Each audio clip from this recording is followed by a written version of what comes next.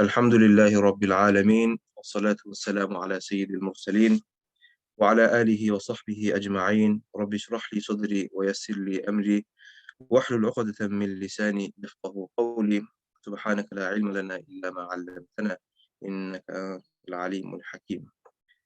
السلام عليكم ورحمة الله وبركاته. Hope everyone is well.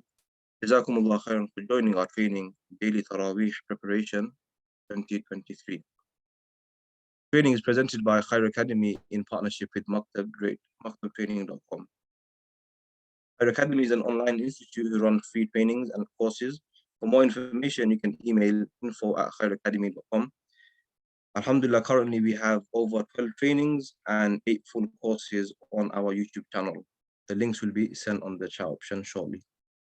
Also, we currently have these classes running for adults, children, homeschoolers. This year, our courses we are currently running are the 4 great Imams and the animals and insects in the Quran. Our partners for this training are maktabtraining.com. Maktabtraining.com is a training provider who run trainings for makatib, institutes, masajid online and on site. If you want to book a training with them online or on site, you can email info@maktabtraining.com. That's info@maktabtraining.com. I'll send the email inshallah on the chat. Our instructor for today is Maulana Sayeed. Maulana completed his hifdh and Alimiyya in Dewsbury. Thereafter, he studied further in Al-Azhar. Maulana has been teaching for the past 2 decades and also has over 2 decades of Taraweeh experience. That's leading for 15 years and 7 years observation. Maulana has been leading locally and also internationally. We are very fortunate to have Maulana Sayeed with us today. We ask Allah subhanahu wa ta'ala to accept his efforts, bless him and his family, and take him from strength to strength. Ameen, Ya Rabbil Alameen. Without further ado, I will pass you over to Maulana Sayeed. الحمد لله رب العالمين والصلاة والسلام على سيد المرسلين وعلى آله وأصحابه أجمعين. أما بعد، فقد قال الله تبارك وتعالى في القرآن المجيد بعد أعوذ بالله من الشيطان الرجيم. بسم الله الرحمن الرحيم. وجاهدوا في سبيله لعلكم تفلحون. Dear respected listeners, Huffaz, ulama, scholars, student of knowledge, Assalamu alaikum wa rahmatullahi wa barakatuh. So welcome to today's training, inshallah. Today's training will be a beneficial training. It will equip you with all the necessary skills for the Taraweeh preparation. And there might be a question that why on the last day, why are we doing a preparation? We do this every year, alhamdulillah. We've been doing it for a couple of years.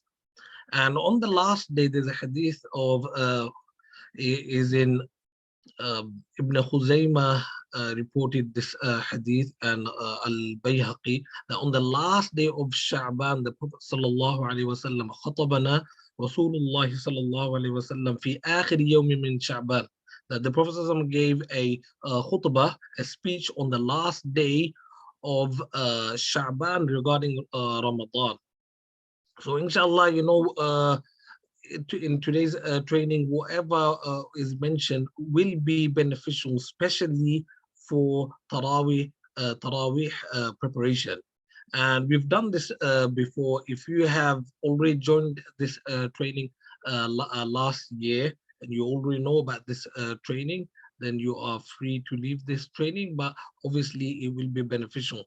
And one of the reasons could be why the Prophet ﷺ gave this khutbah on this last day is that in trainings, normally they say that when you attend a training, the training will last with you for 48 hours. After 48 hours, if you do not practice, then it will go.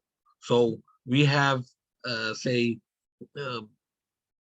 24 hours before our Taraweeh. So inshallah, today's training will be beneficial. So in today's training, what we will be looking at, the importance of Taraweeh preparation.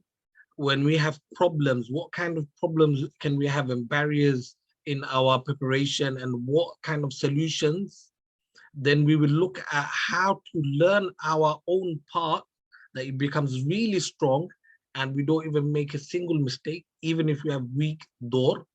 And lastly, we'll look at other aspects of Taraweeh. And altogether, inshallah, this training will give you the preparation for zero mistake. When people will listen to your Taraweeh, they will feel like, oh, you've been doing door for the entire year. And the actual preparation is actually for the entire year. For Taraweeh, you're supposed to be practicing for the entire year. One of our ustad in Dewsbury, his name is Maulana Imtiaz Sahib.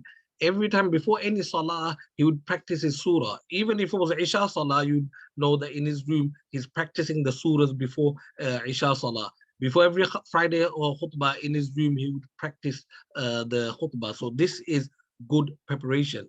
So in today's training, part one, part two, inshallah, we'll be zooming through it, skimming through it. We won't go into much details. If you want to know details, there will be, there's already a video on this, but we will, inshallah, try to focus more on part three and part four. But because there are new huffaz, first time huffaz, so inshallah, we'll quickly go through part one and part two and hope to finish by 10 o'clock. 10 minutes, 5 to 10 minutes, if everyone is flexible, inshallah. So in today's training, at the beginning in part one, the benefits of preparation.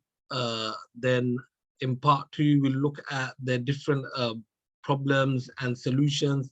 In part three is the process of initial learning, how to learn your own part so you don't make a single mistake. And in the last area, we will look at your timetable, how to make a timetable, looking at the how to fix the mutashabihat or the mushabih ayats, the similar ayats, and so forth. So we'll start with part one. As I said, part one and part two, inshallah, we'll zoom through this. And if there is any question or anything afterwards, inshallah, you can always refer in the group. If you do not understand any slide or you need further explanation, inshallah, you can always ask privately. I'm one of the admin. Mullah Junaid is one of the admin in the group. So we'll start. We already know the virtue of Ramadan, that Allah subhanahu wa ta'ala has revealed the Quran in Ramadan. So the month of Ramadan is the month of Quran. And in the second ayah, Allah subhanahu wa ta'ala mentions that it was revealed in Laylatul Qadr. Now, Ramadan, our preparation of the Quran is not only that we just learn our Quran, is also spiritual preparation. So every day, maybe we can sit down, read some fada'il, some virtue. With Ramadan is the month of taqwa, لَعَلَّكُمْ تَتَّقُونَ, month of fasting, as-siyamu junnatun, month of mercy, shahrul rahmah, forgiveness, al-maghfirah, salvation, عِتْقٌ مِنَ النَّارِ. And also there are many virtues out there. And also the lesson we can take, that Jibril Amin would come every night and do a door with the Prophet sallallahu alaihi wasallam. كان يلقاه جبريل في كل ليلة من شهر رمضان. That he would come and he would present the Quran. In one riwayah is يدارسه, and another riwayah is يعارضه. They would present, or they would do door with one another. And also we know the virtue of Taraweeh is in the hadith, the Prophet ﷺ mentioned, the man qama Ramadana, whoso stands in Ramadan, in ibadah, in Taraweeh or in tahajjud, then all his minor sins are forgiven. So here and there, whenever you might be asked, or can you stand up and share hadith, this is where we need to stock our hadith as well. Read Muntakhab Hadith, Fadailul A'mal, and have it whenever if the Imam or someone else says, can you stand up and just give a hadith, then you have the slide here, inshallah. Now, the importance of preparation, we have different ayats, and we can take some lesson. In Surah Baqarah, Allah subhanahu wa ta'ala talks about the people who are going for Hajj. And Allah subhanahu wa ta'ala is saying that prepare yourself, okay? And the best of preparation is taqwa. So I would say the same as well. For Taraweeh, we need to make our preparation. And obviously the best preparation is the preparation in the month of Ramadan is لَعَلَّكُمْ تَتَّقُونَ, is taqwa, but at the same time we need to prepare our own part, that we don't make a single mistake. In this next ayah in Surah Al Imran, Allah subhanahu wa ta'ala says وَسَابِقُوا, that hasten towards forgiveness. So is a competition in making sure that we do not um, when I would do Taraweeh with my partners, we would have a competition that, let's see how many nights we can go and we don't even make a single mistake. So that was our competition. And the last Quran ayah, the lesson we can take for preparation is that do not make it like lastminute.com and then you regret right at the end, and then you think, oh, the Taraweeh doesn't go well, people are complaining, Taraweeh partners saying, oh, what have you done today? And then you get also, oh, only if I had a bit more time. And then we can see the ahadith here, also some ahadith on the importance of preparation in your own time. You can read and take the lesson. But the second hadith is the one of is an interesting hadith. I find it that just before, even today in our school, our teaching Islamic school, I've been teaching hifdh for over 15 years. So the Hufaz, they're asking, oh Ustad, when is Ramadan? When is Ramadan? So this Sahabi came and asked, oh, Mata Sa'a, when is the day of judgment? The Prophet sallallahu alaihi wasallam said that what ma a'adatta laha, that what preparation have you made? So I did the same thing. I said, when they said, Ustad, when is it Ramadan? Is it tonight? Is it tomorrow? I said, what preparation have you made for your Taraweeh? And then finally, this is the last slide on this, on preparation, and then we go to the Salafus Salihin, is you can take from theorists, educationalists, people professional background, they take inspiration from the quotes here. And earlier on we had around Zohar time today, Sheikh Nurul Amin from Hitchin, he gave me a text, and this text actually is here, which is that by failing to prepare, you are preparing to fail. By failing to prepare, you are not preparing, then you are preparing to fail. Proper preparation of Taraweeh will prevent poor performance in Taraweeh. Greatness in your Taraweeh is in your preparation. Your confidence in your Taraweeh will come from your preparation. And lastly, we can see why this slide is important, because right at the end, I will tell everyone that at least do 7 to 10 khatams with your preparation. And if you can do this, then that is excellent. But if you look at the life of the Sahaba, then if we look at, for example, Hazrat Qatada radiallahu anh, in Ramadan, every 3 nights he would do a khatam. So he would do 10 khatams. If you look at Imam Abu Hanifa, Imam Shafi'i, they would do 60 khatams, 1 in the morning, 1 in the evening. Imam Bukhari, rahimahullah, he would do 41 khatams in Ramadan. So 1 every day.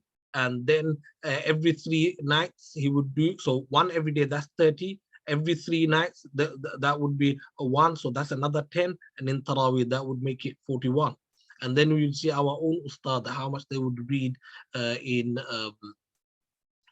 during the month of Ramadan. So Ramadan is the month of the Quran. Ramadan is the month where people would leave. You'll see the Imam Malik, rahmahullah, Imam Shafi'i, they would leave they would reduce the lesson and focus and dedicate themselves on Quran. So this was part 1. Part 1 was just the preparation, the importance of preparation, the spiritual preparation, all the ahadith, why we need to prepare, the evidence from Quran and hadith. In part 2, inshallah, I won't go through every single point, but I will go through the main part so we can get to our main training, which is part 3 and part 4. Part 3 and part 4 is the main part of our training today. So in part 2, why is preparation made easy? I always find that, the 11 months is quite difficult to learn the door. But in Ramadan, it is quite easy. And when you learn, everything comes in quick as well. So I sat down and I thought, okay, what could be the reason? So already you have Ramadan is a month of the Quran. The atmosphere of the Quran is there. Then if you need to sit down for hours after hours to do something, you need patience. So Ramadan is a month of sabr.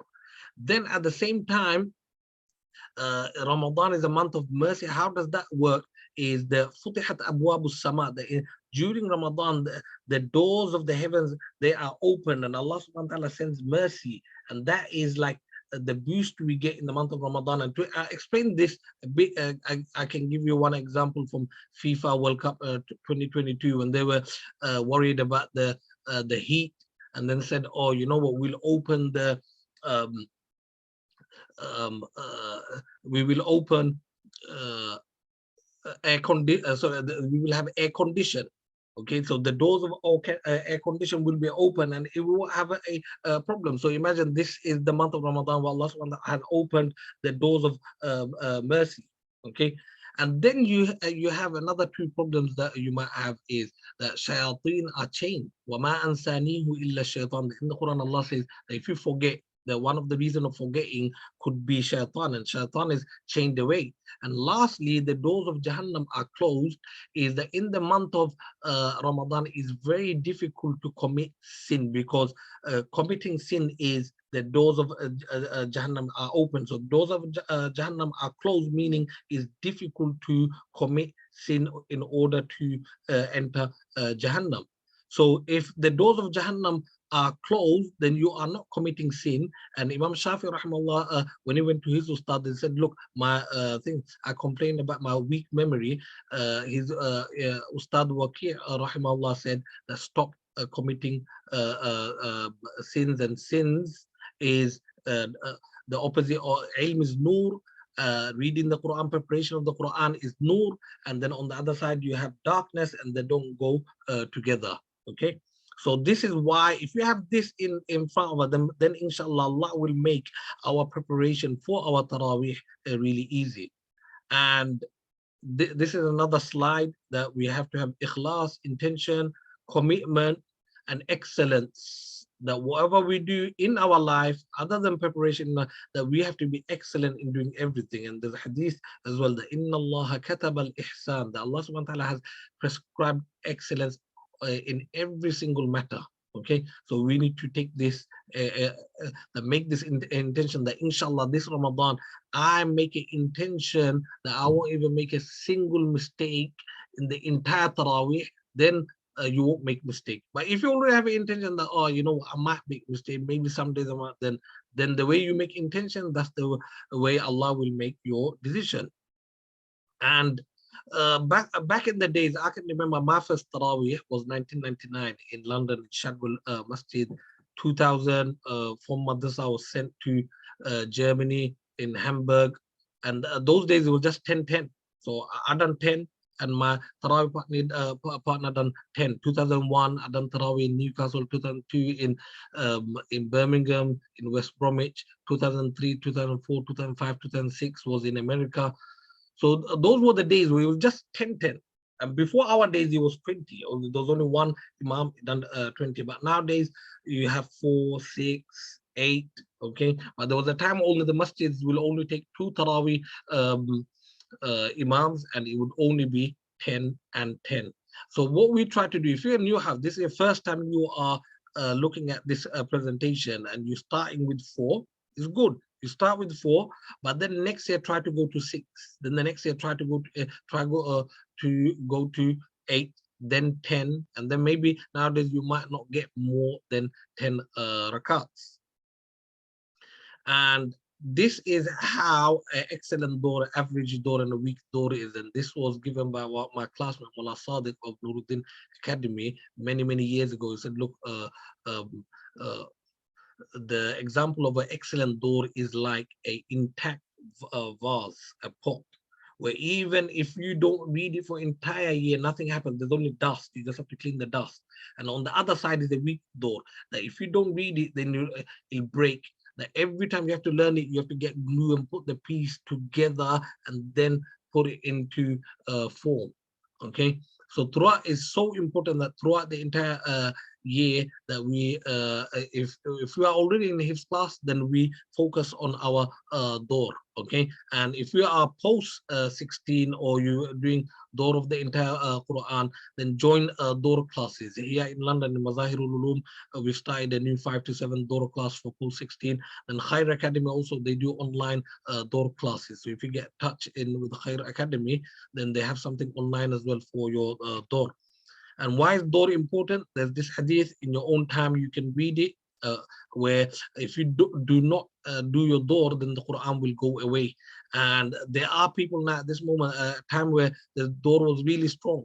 They would do Taraweeh, but they've left Taraweeh. They don't read the Quran, and now they find it difficult to read the Quran.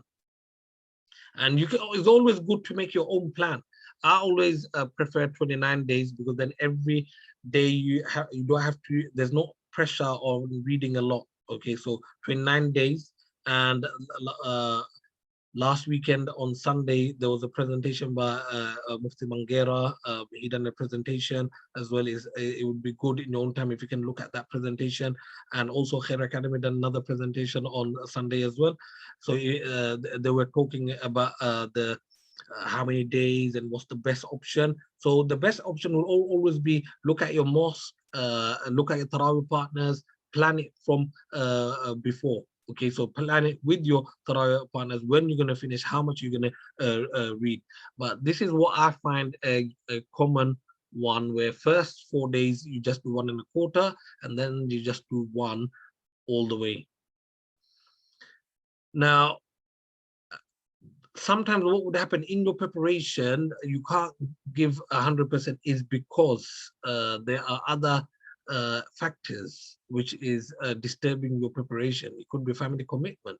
So now in Ramadan, you tell everyone, look, I can't attend this meeting or this gathering, or can't go there, or so in Ramadan, family commitment to one side. Okay, if there's any iftar dawat, okay, you tell them in advance, oh, sorry, I can't attend iftar because I've got my preparation to do, which is more important. Or if you have to go, then take your Quran with you. And if you're there before in a iftar dawat 1 or 2 hours, if if I have to go to iftar dawat, then I will tell everyone, look, you know, I'm going to be reading the Quran. Everyone read Quran with me. Okay, I've got Taraweeh to go to. So social internet, social media in Ramadan, okay, or one side. Average, I was just looking before this presentation, around 5 to 6 hours people spend on internet, social media, leisure. Okay, so these are all the things that, and if it's work, then in the month of Ramadan, either reduce your work or maybe take a bit holidays.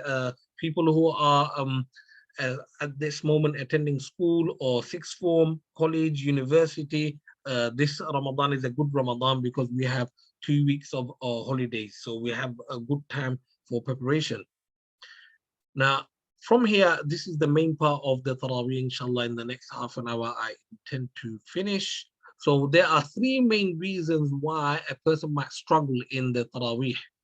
First, the reason is because the door is weak. Okay. Now, if you have weak door, do not worry, inshallah, because I will give you the solution how you can make your door strong, and people won't know that you have a weak door. Okay. But the first reason could be that a person is making mistake in Taraweeh because door is weak. Okay, the weakness is transferred in this Taraweeh. The second reason could be that door is strong, but in Ramadan, he doesn't have time for his door. He doesn't have time management. His door is strong, but he doesn't have time to prepare it. And we have to understand the difference. Door being strong and Taraweeh presentation, they are 2 different things. Okay, so he's making mistake because he didn't have time to make his presentation. Okay, lastly, it could be that a person's door is strong, he has all the time, but he is someone who's new and he does not have experience. The moment you go, you have blackout, you forget, okay, because you're frightened. So this is inexperience. And the last part 3 and part 4 will go through the solutions, how to make your door strong in your preparation, how to manage your time, and how to gain experience. And again, these are some hadiths in your own time. You can take it and also mention it if you have to mention something in Taraweeh, the importance of good preparation, time management, and how to create efficient time management. So firstly, create the right environment. So find a space in your house, okay, where you will read the Quran. No one will disturb you. They all know that this is your area where you would practice. Secondly, there are 3 P's which are coming in the next slide. You need to get your 3 P's right, which is plan, process, and practice. Okay, and we'll go in details. You need to make a sacrifice of your time, of your work, of anything normally you would do other than Ramadan, reduce other commitments, follow a strict timetable. A timetable is coming. The second to last slide is a strict time, and utilize every single moment. Okay, in hadith, there's a very strong hadith with the Prophet said that if a person finds the month of Ramadan and his sins are not forgiven in the month, then destruction upon that person. So we need to utilize every single moment and create our own timetable. Look at how many hours do we have in the month of Ramadan, and how can we utilize those hours in preparation for our Taraweeh. And if it's your first year of Taraweeh, and if you do it really good and you are using your hours, then every year you will do it. Okay, it's like domino effect. But if you don't do it the first year and you get away with the Taraweeh, then the next year you do the same like that. But then try to build on your Taraweeh every year. Now, what is the difference between a normal door, Quran door, and a Taraweeh presentation performance? Normal door in the class Quran, you can communicate with the ustad. Okay, so you can talk. In Taraweeh, you can't talk. In normal door, you are sitting down and you are reading to the ustad. In Taraweeh, you are standing. So there's a difference. Okay, it could be that you know your Quran when you sit down, but stand up and you read your Quran, you see that you are getting stuck because of the posture difference. In normal Quran door, in class, even if you get stuck or something, you can repeat it. The ustad can give you, help you, assist you in class. But in a Taraweeh presentation performance, you don't want to get stuck. You don't want people giving you luqma. Okay, so that's the major difference between Quran door in class and a Taraweeh presentation performance. So this is the last slide of part 2. 10 problems and solutions is this is, and inshallah in part 3, part 4, we will go in the details of the 10 problems and solution. So problem number 1 is laziness. Don't want to prepare. In his class, we have this big problem. Everyone wants to eat the cake, but no one's prepared to make the cake. I say, if you want to eat the cake, you have to make your own cake. Okay, so you have to follow a strict timetable. The solution is follow a strict timetable. If you are unorganized, okay, then the solution is how many rakats you have. So if you have 4 rakats or 6 rakats, you need to plan your ruku or your page, okay, with the rakats. And a good way of doing this is add Surah Fatiha with every ruku. So if it was Alif Lam Mim, say you have the first quarter, okay. So what I would do is when I'm learning, okay, first I would read Surah Fatiha, then the first ruku Alif Lam Mim. Now when I'm learning the next ruku, before I start Ya Ayyuhan Nas U'budu, I will read Surah Fatiha again, okay. Then when I'm starting the next ruku, وَإِذْ قَالَ رَبُّكَ, then what I will do is read Surah Fatiha again. Then when I'm doing the next ruku, again what I would do is Ya Bani Surah, I will read Surah Fatiha. So every time before I go to the next ruku, I'll read Surah Fatiha and I'll do a Allahu Akbar in between. And that will give me my plan in my head. So that's mind mapping. So if you have a weak door, you have to make follow the process. The process is coming. If there is any Tajweed issues, go through a website called tanzil.net. You have Husari Minshawi, okay, famous qaris. And you can also, what I do is sometimes in Taraweeh, I look at the mirror and look at myself, okay, to look at the makharij, the Tajweed. There are old mistakes in your Quran. It's always good to use your own Quran so your marked mistakes are there. read to someone else is either in person. If you don't have someone in person, you can always fix that. Or every day during this time, I'll make a call. Can you just listen to me, please, and pick up any mistakes I have? Long ayah. This is one, just about 6 weeks ago in East Ham in London, I went to a masjid, al Isha Salah. The whole reason he got stuck was because it was a long ayah and he didn't prepare his where to stop and where to carry on. Okay, so the solution is create service station uh, for waqf and and ibtida. So what happened was he read وَأَنْفِقُوا مِمَّا رَزَقْنَاكُمْ مِنْ قَبْلِ أَنْ يَأْتِيَ أَحَدَكُمُ الْمَوْتُ فَيَقُولَ رَبِّ لَوْلَا أَخَّرْتَنِي إِلَى أَجَلٍ قَرِيبٍ. And when he stopped there, then he forgot where to carry on and he went blank. So you need to remember where to stop and where to carry on from, and fix that place that where you're going to always carry on from. Difficult ayat and mutashabihat, look at the Quran translation. There's a separate slide for this. Posture difficulty is what I would do in Ramadan is when I'm learning my part, instead of sitting down and learning, I would start just standing up and learning. So from the beginning, the ruku or the page I'm learning, I would be standing up and I would learn it. So that would help with my Taraweeh standing up. Musalla experience is read your portion in Sunnah during the day. Okay, so you have Fajr Sunnah, Dhuhr Sunnah, Asr Sunnah, and also Musalla experience. A good one is, every Salah try to be at the first saf. When you're at the first saf in Taraweeh, before your turn comes, you have to stand in the first saf, so you'll get that experience. And presentation experience. How do you make that? So what you do is every day after Maghrib, those the Sunnah Salah or the Awabin Nafal Salah, read your portion loud, go to one room and make this like your mock Taraweeh. Okay, so 10 major problems that you might have and the solutions.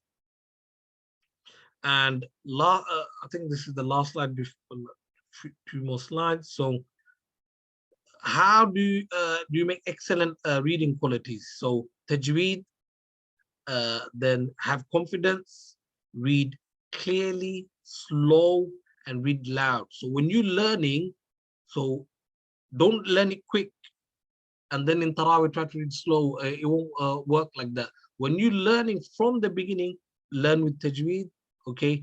Read it loud, slow, clear, confident. So you're learning with first gear. In Taraweeh, you can put second gear, third gear. But if you learn with fifth gear at the beginning, then in Taraweeh, if you want to go second gear or third gear, then it would be difficult. Use your own Quran, be 13 lines, 15 lines. So that we have ended part 2. So our main training focus is part 3 and part 4, but we had to go through part 1 and part 2 for new Huffaz. This session and this training we do it every year. There are you can also check last year's presentation is the same presentation, and I'm doing the presentation. So we have gone through all the parts. So in part 3 we will look at the power of learning. How do you learn? So if I would say, I consider myself maybe as a weak door, okay, but I can learn 20 rakats and not make a single mistake through this process. That's how powerful this process is. And people will think that, oh, I have really strong door or pakka door. Okay, it's because the power of the process. So in this part, we will look at the initial learning. That how do you do the process of learning, the method of learning. So the 3 P's, you have to plan first, have your process, and practice the process. So if it was an example of the kitchen, the plan would be getting the ingredients, the process would be following the recipe, and then practice the recipe again and again and again. Now in plan, what would you plan? You would plan your rakat. So how many rakats are you going to do? Are you going to do 6? Are you going to do 8? Are you going to do 10? And then your plan is in each in your first rak'ah, which ruku are you going to read? On which page are you going to read? Okay. In the second rak'ah, what are you going to? Third rak'ah, what are you going to?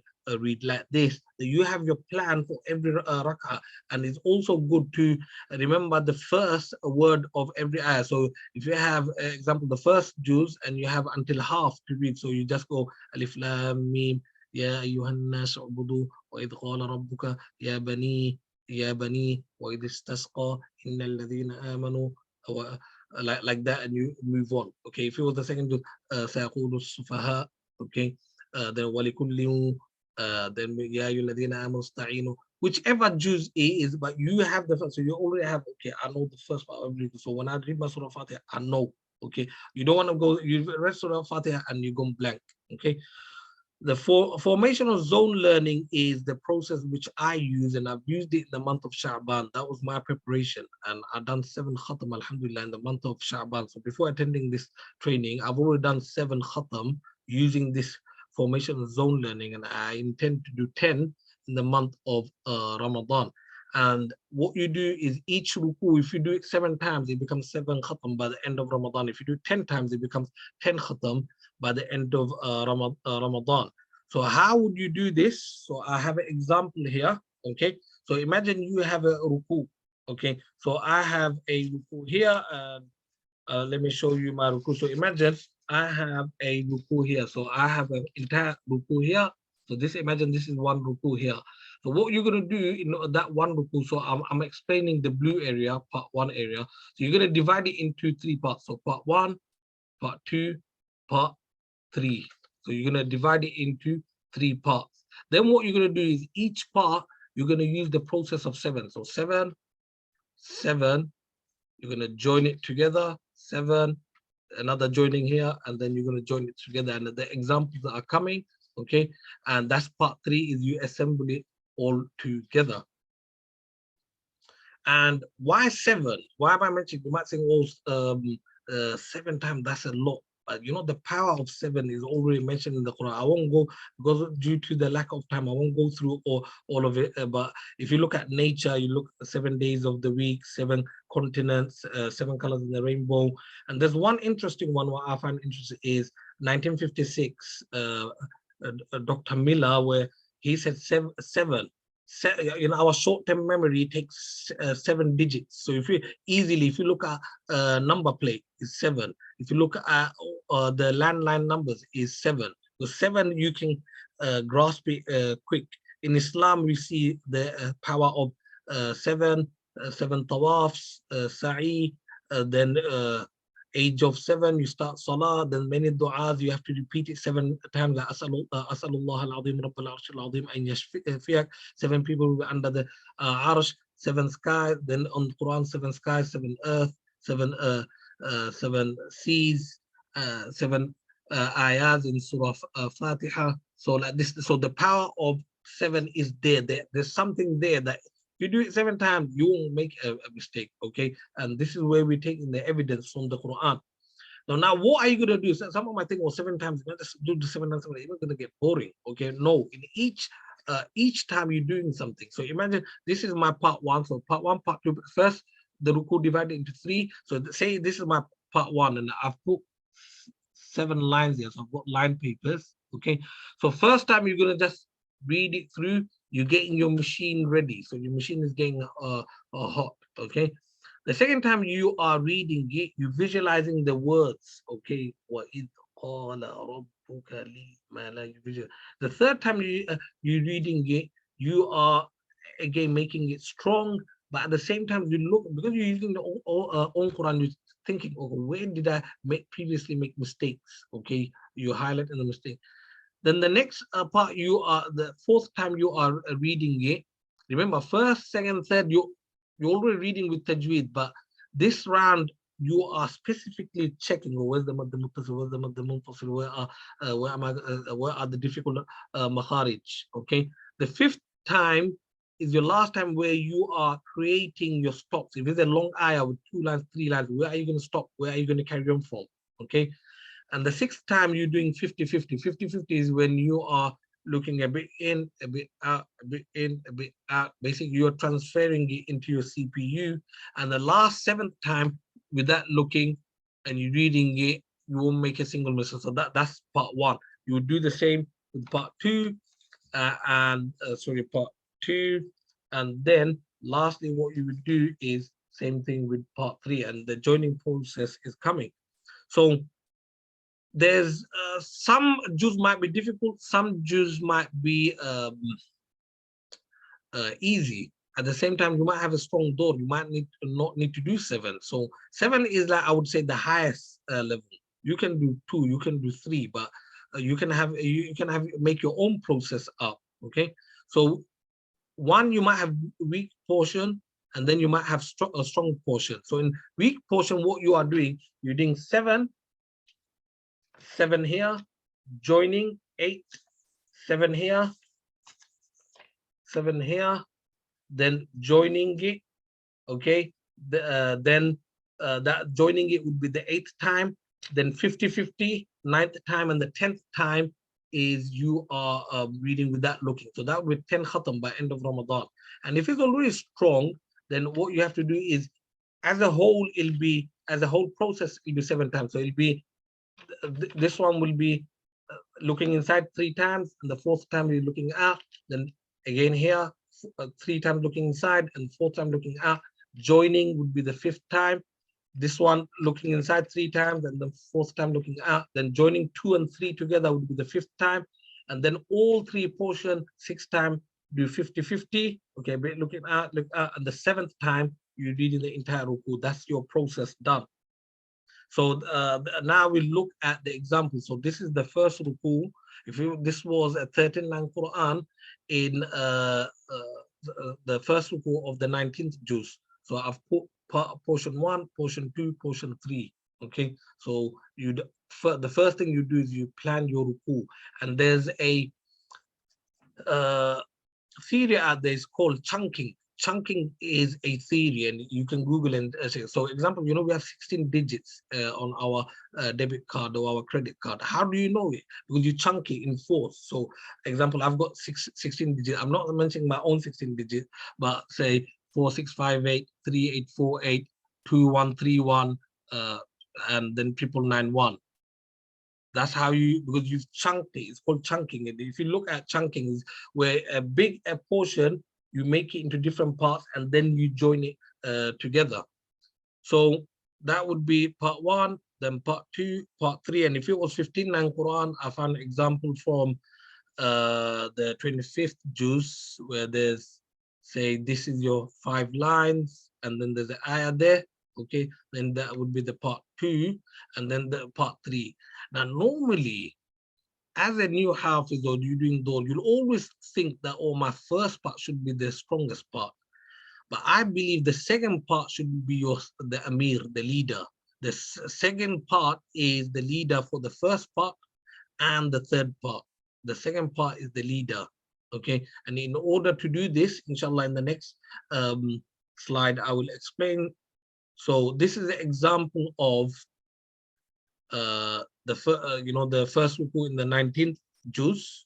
So we have part 1 here. So this is part 1. You do it 7 times. Okay, in the 7 times, remember, I've already been through what you are doing in the 7 times.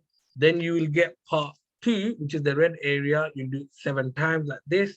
And then what you're going to do is, the 8th time, you'll join part 1 and part 2. So I've got some sellotape here. Okay, and I'll join it. So I'm joining it with sellotape, and then joining it with, so that's part 8. So I've joined it together. I put my sellotape, which is 8.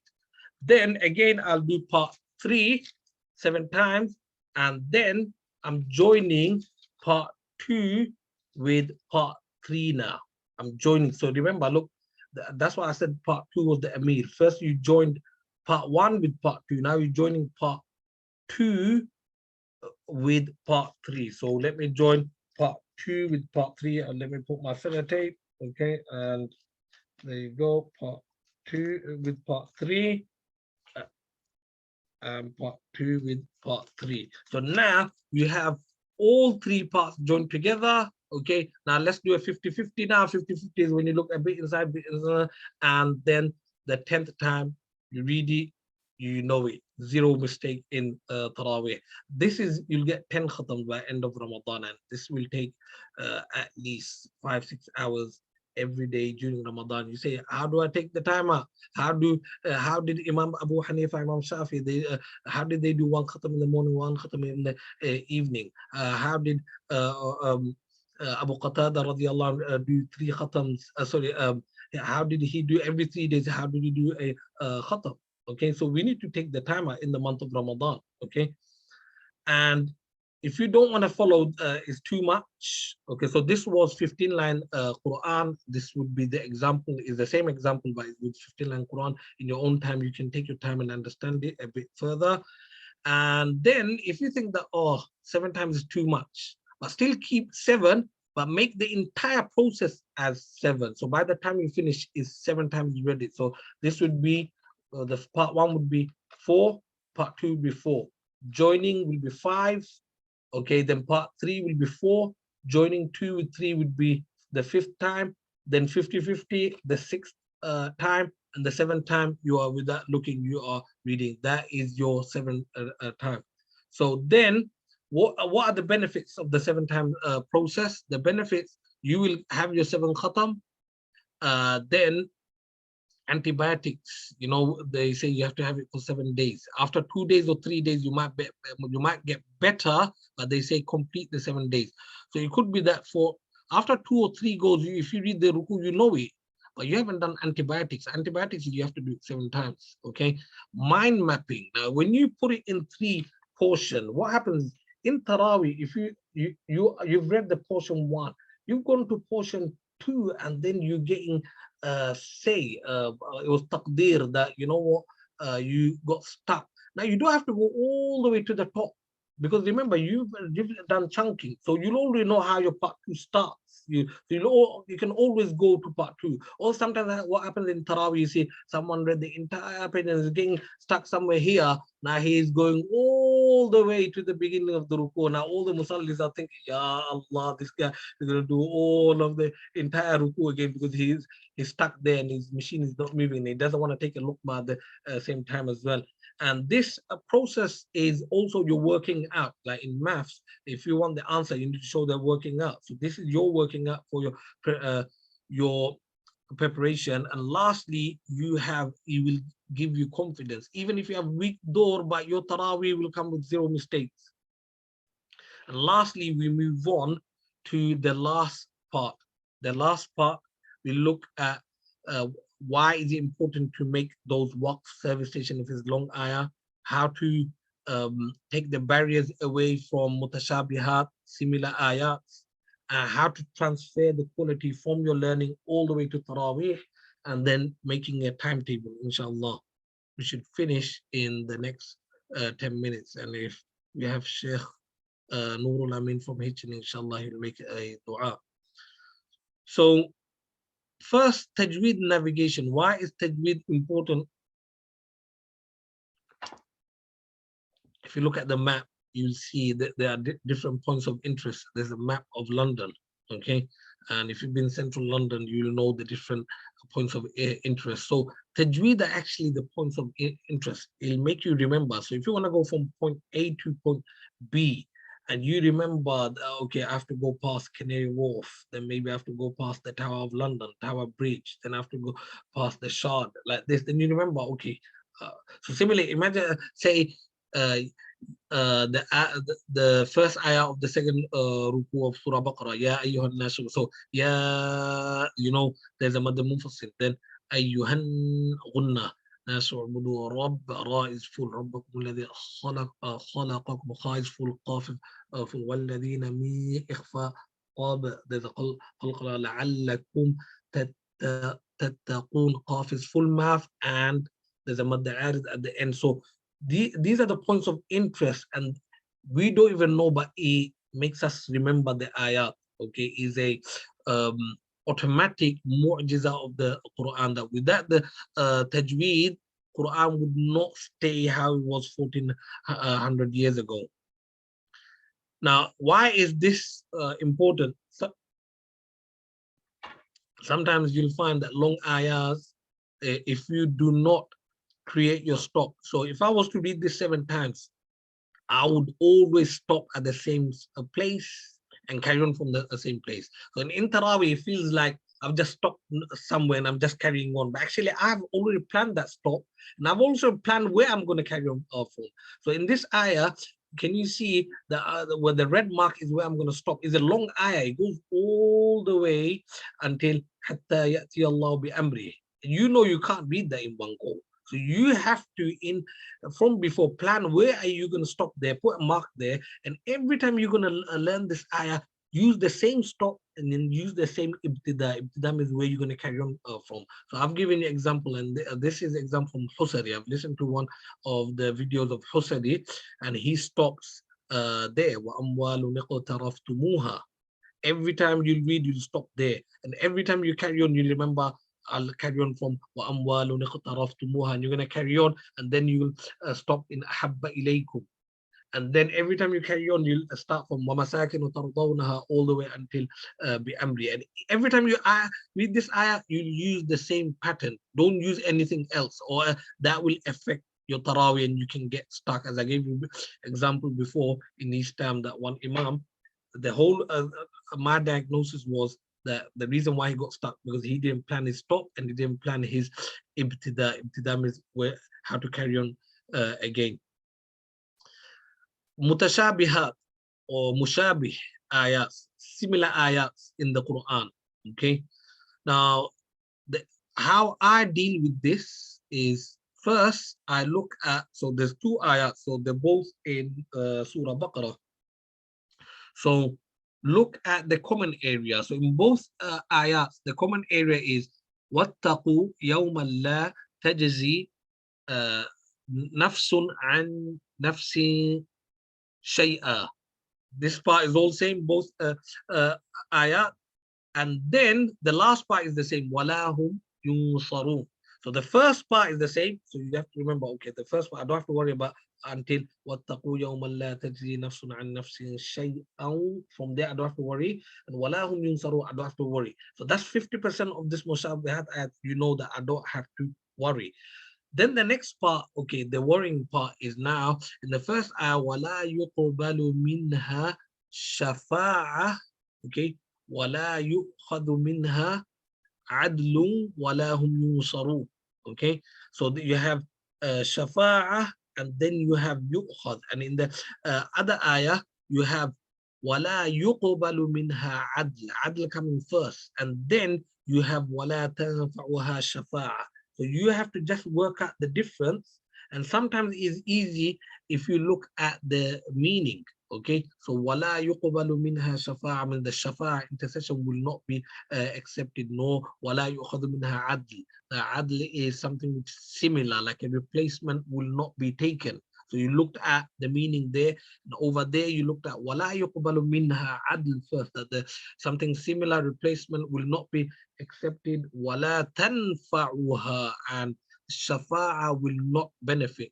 So if you look at the meaning, then inshallah these mutashabihat ayat they become easy. So tip number 1, keep your mind alert. So from before remember where you're gonna where the mutashabihat ayats are.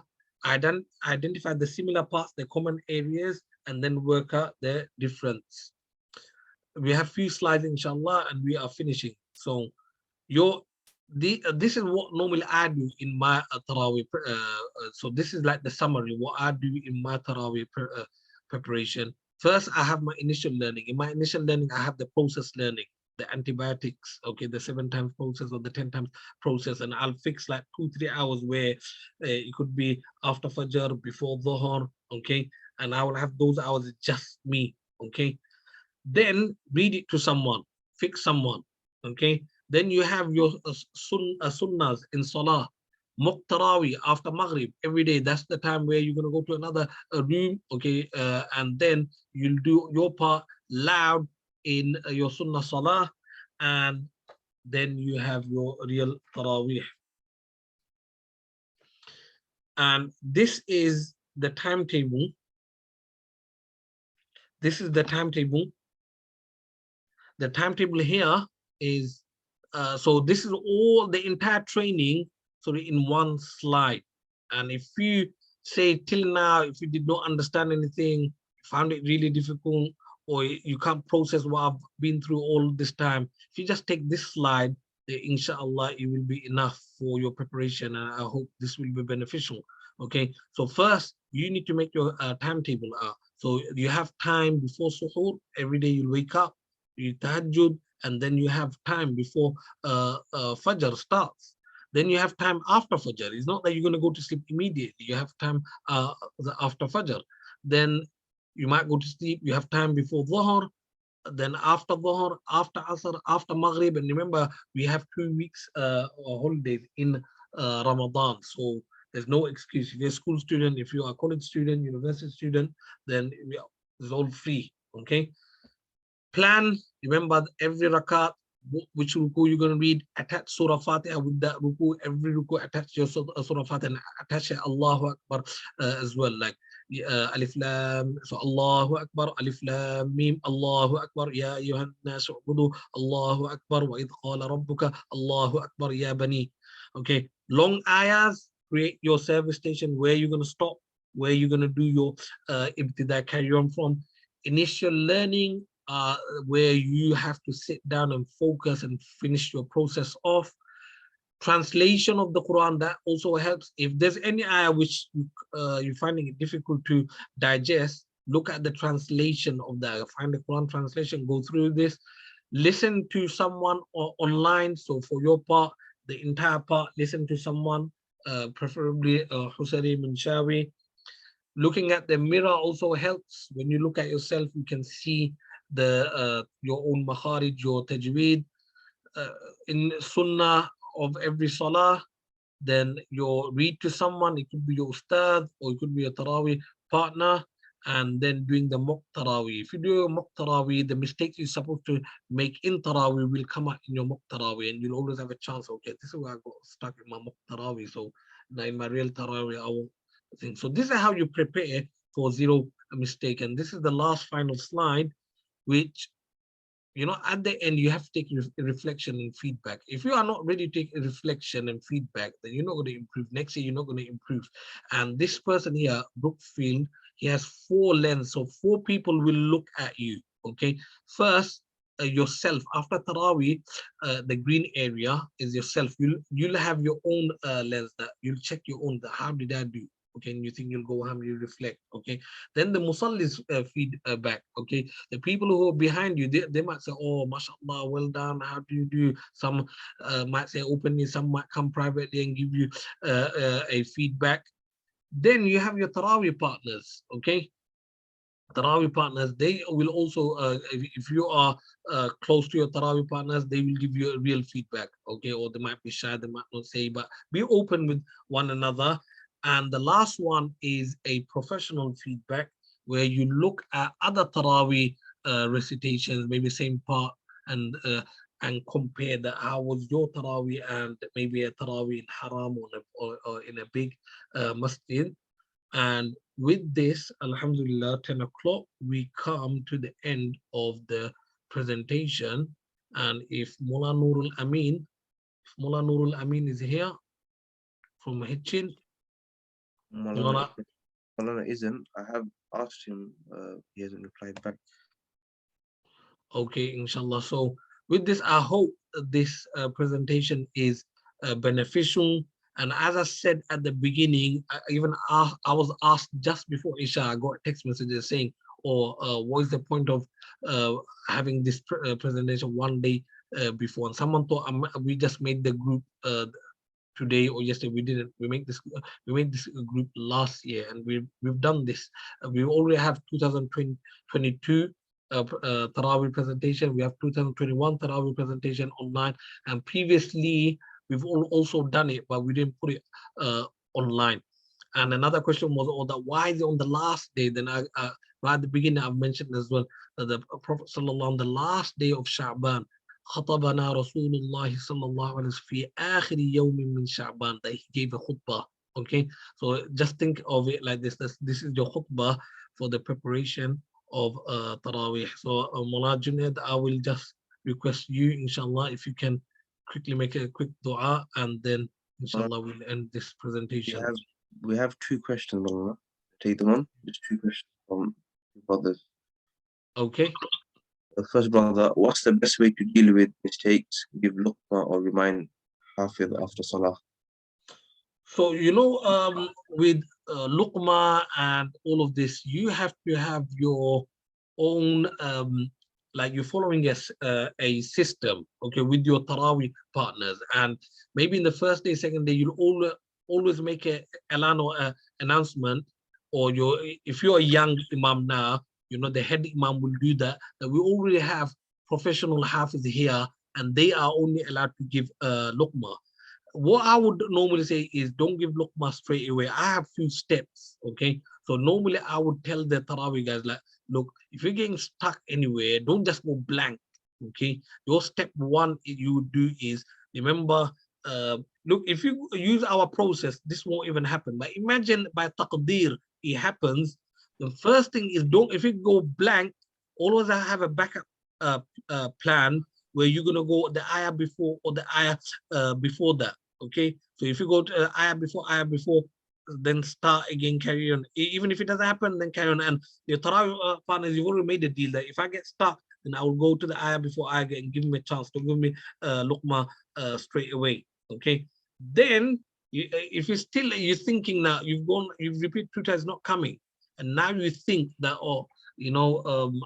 I'm gonna get stuck. It's best to go to ruku nicely than just getting stuck. So imagine again someone is reading يا أيها الناس اعبدوا ربكم الذي خلقكم والذين من قبلكم لعلكم تتقون الذي جعل لكم الأرض فراشا والسماء بناء. Then he goes and he's getting stuck. So don't show that you're getting stuck. Just go back again to Ya Ayyuhan Nasu Budu, or go one ayah before that, okay? And then try to carry.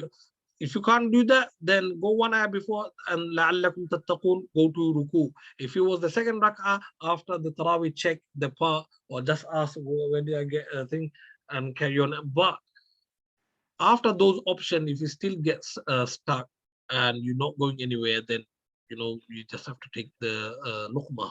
Okay. Yeah, Mullah. Any other question? One more question. Someone did ask a question. If you can rewatch the recording, yes, we will upload it on our YouTube channel. I send the link on the chat and I'll send it again, inshallah. Another brother asked, would you recommend to keep eyes open or closed while sleeping? Whilst what? One brother asked, would you recommend to keep the eyes open or closed whilst reciting? The reason I ask, sometimes I can concentrate. There is a fiqhi mas'ala that in salah your eyes should be open. That is in the makruh acts of salah, which I teach in Islamic studies in our Islamic school, is one of the things that during salah, okay, eyes should be open, especially when we go to sajda. And there's a theory as well that when you go to sajda and you have your eyes closed, okay, it might affect your eyes. So I would say practice at home, in your original process, having your eyes open and looking at the mirror. If you can do that, then you won't have a problem. Someone raised the hand. If you can. There were some questions like how to prepare for fresh hafid 13-year-old boy. But Maulana has gone over this, in the training, right? I think going over the past 10 times, right? Do you have any extra tips, Maulana, for how to prepare for a fresh hafid who's 13-year-old? Yeah, so if maybe if you came late in the training, I've gone through most of the parts.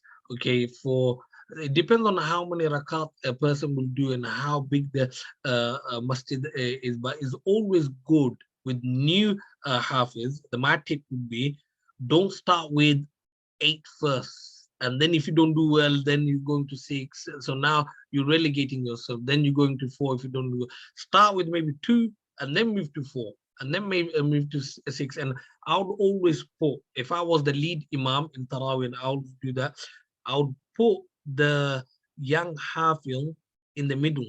I won't put him at the beginning, I won't put it at the end, because at the beginning you want flow with the Taraweeh going. You don't want straight away maybe a new hafiz and now he's making mistake in Taraweeh at the beginning. So at the beginning is flow. At the end, you don't want to put at the end as well, because sometimes at the end it could be that the time has gone, the long time has gone, and maybe he's the new half is he's forget, or he's got pressure now or something like that. So the perfect area, I would say, to put, so this is my suggestion, people might have different opinions and suggestions, is having someone new first time in the middle, as in the middle. And you can always make, if it's someone first time, you can always make I always stand up and do a bayan on the importance of hifdh class, memorizing. And now we have a fresh example that this is our new hafiz, and he's finished the Quran in our madrasa, and now he's going to do his first 2 rakats. So we should all be encouraged. And if he does make any mistake, but this is our own child here. Think of your own child. Think you are the father. Okay, that's my advice. Last question, and then we request you to do dua. Even after practical preparation, how do you tackle nervousness? What? Even after practical preparation, so even after preparing to the best of your ability, how does one So you know, I will nervousness? give the example. One of the reasons why someone will get nervousness is when he's learning the Quran at home, he's sitting down and he's learning. From the first minute, I would stand up and learn. So my entire Quran, from the very first minute, if you can see, so imagine I'm doing my process learning. From the first minute, I will already have my hands there, and I will have my Quran like this. And this is how I would start my learning. And throughout the entire day, I will be just standing up and I'm learning. So you are practicing standing up. You're practicing folding your hands. So inshallah, by the time you get to the musalla, you won't get that fear. And at the same time, for your fajr, for your dhuhr, asr, try to be at the front saf, because you in Taraweeh you'll be at the front saf. So if you're already there at the front saf, the fear will go, because you've already got experience at your standing at the front saf. Other than that, as I said, you know, after Maghrib, try to do a mock Taraweeh. Maybe have 2-3 people as well, like a nafil salah, or even like practice salah. And yeah, inshallah, that should benefit. And more or less, all other questions, more or less, they have been answered in the training. The recording will be uploaded tomorrow, inshallah. Jazakumullah khairan, Maulana, for the informative training.